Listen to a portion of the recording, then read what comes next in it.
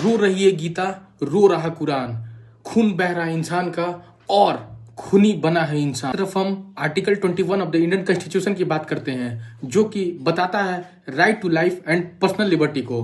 वहीं दूसरी तरफ हम कहीं ना कहीं लोगों को जहर देने के काम करते हैं। मतलब क्या है भैया? मतलब बस इतना ही है कि एक तरफ हमारा संविधान हमको राइट टू लाइफ दिया है, वहीं दूसरी तरफ हमारी सरकार, हमारे जो बेसिक एडमिनिस्ट्रेटर हैं वो पानी के जगह पे जहर दे रहे हैं।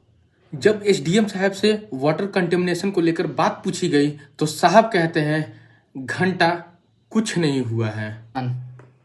तो हेलो नमस्कार, मैं आपका दोस्त लीगल अंकित आप सभी लोगों का अपने इस यूट्यूब चैनल में हार्दिक स्वागत करता हूं। जिस टॉपिक पे बात करने वाला हूं वो अपने आप में मानवता को शर्मसार करने वाली घटना है। कहते हैं cleanliness is next to godliness, मतलब जहां स्वच्छता होती है वहां भगवान का वास होता है। लेकिन दुख तो इस बात की होती है कि इंदौर, जो कि पिछले 8 साल से भारत का सबसे स्वच्छ शहर होने के नाते भी आज इम्प्योर हो रखा है। मतलब क्या है भैया? मतलब बस इतना ऐसा ही है कि स्वच्छता होने के बाद भी लोगों को बेसिक फैसिलिटी नहीं मिल पा रही है, जैसे राइट टू क्लीन वाटर।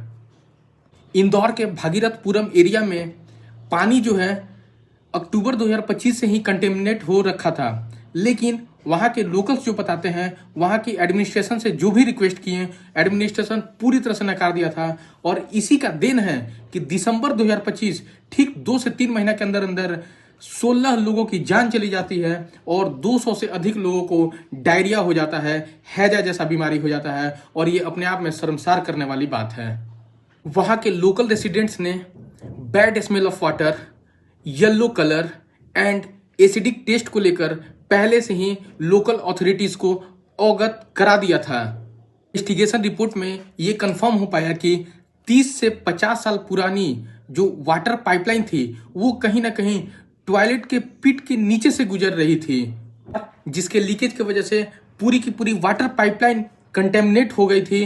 पूरी की पूरी वाटर पाइपलाइन में एसिडिक टेस्ट आ गया था और पूरी की पूरी वाटर जो है वो येलो कलर की हो चली आई थी। मेडिकल रिपोर्ट्स की बात माने तो इसमें ई कोलाई बैक्टीरिया और अदर फीकल मैटर्स कहीं ना कहीं पाए गए हैं, जिसके वजह से वाटर कंटेमिनेशन को लेकर ये बात पूरी तरह से प्रूफ कर दी गई है। वाटर डिपार्टमेंट अथॉरिटीज का बयान भी सामने आ चुका है और उनका कहना है कि नवंबर 2025 में वाटर पाइपलाइन रिप्लेसमेंट के लिए प्रपोजल भी भेज दी गई थी। लेकिन अफसोस कि उसके बाद भी 16 लोगों की जान चली गई और 200 से ज्यादा लोग आज भी इंदौर के अलग अलग अस्पताल में आज भी हैजा का शिकार बने हुए हैं। विद इन टाइम अगर इस सिचुएशंस को डील कर ली जाती तो वाटर कंटेमिनेशन का समस्या अभी उत्पन्न नहीं होता और साथ ही साथ मानवता को शर्मसार करने वाली जो घटना है वो इंदौर में कभी नहीं हो पाता। तो मैं गवर्नमेंट ऑफ इंडिया से, मैं गवर्नमेंट ऑफ मध्य प्रदेश से एंड मैं लोकल एडमिनिस्ट्रेशन ऑफ इंदौर, उनसे भी बस 2 सवाल पूछना चाहता हूं कि साहब, क्या राइट टू लाइफ का मतलब सिर्फ और सिर्फ फिजिकल लाइफ है या फिर राइट टू लाइफ का मतलब बेसिक नेसेसिटी भी होनी चाहिए? फॉर एग्जाम्पल रोटी, कपड़ा और मकान। भैया कहाँ है हमारी रोटी, कहाँ है हमारा कपड़ा और कहाँ है हमारा मकान?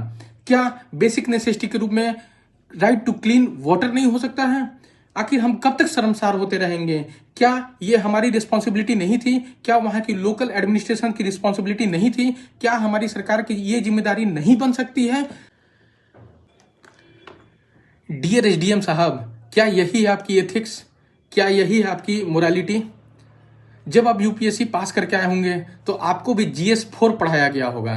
GS4 कहने का मतलब कि GS4 एथिक्स, इंटीग्रिटी और एप्टीट्यूड। आप 250 नंबर का पेपर लिख के आए होंगे, लेकिन कहाँ गया आपका मोरालिटी, कहाँ गया आपका इंटीग्रिटी? साहब, ये घंटा जैसा शब्द हम जैसे युवाओं के लिए मतलब प्रेरणा का स्रोत है या फिर एक बैड कमेंट है? हमें प्लीज इसके ऊपर कुछ ना कुछ ज्ञान दीजिए।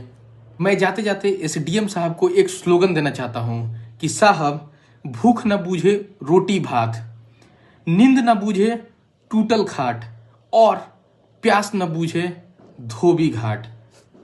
फिर अंकित और signing off for the day Ankit.